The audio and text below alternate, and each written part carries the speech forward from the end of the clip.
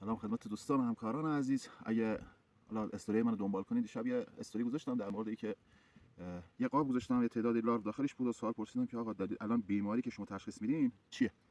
خب خیلی از دوستان گفتن همخونی هست یا به اصطلاح کنه باربا هست یا عفونت هست. هیچ کدوم از اونها نبود. این که شما یه قابی اگه در جریان باشین، ملکه از اینجا شروع میکنه به تخم ریختن. خب از مرکز قاب شروع میکنه به تخم ریختن، این تخم رو به گوشه ها، یعنی به طرف چارچوبا این گسترش میده.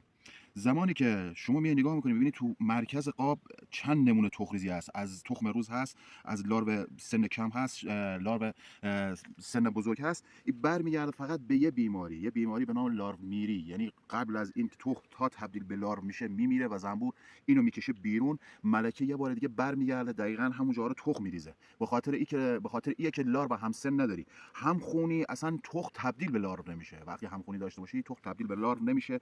مشکل کنه داشته باشی، اگر کنه که تو سن کم لارو تأثیری نمیذاره، حالا لارو یه کمی سنش بیشتر میشه تبدیل میشه به شفیره که هنوز سربسته نباشه، اگر کنه نیش بزنه لارو حالا یا میکشن میمیره یا میکشن میریزن بیرون یا عفونت میکنه.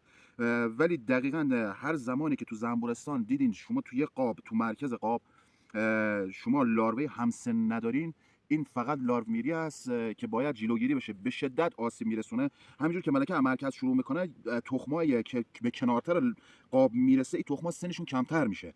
یعنی اگه اینجا شما یه لارو مسن داری، اینجا تو گوشهای آخر قاب دقیقا میشه تخم روز. این مشکل نداره، موردی نداره. ولی اگر تو این مرکز قاب دیدین که لاروی همسن ندارین، این دقیقا لارومیری است. لارو تو سن کم بوده، تلف شده و خود زنبور اینو کشیده و ملکه برگشته یه بار دیگه روش تخم ریخته.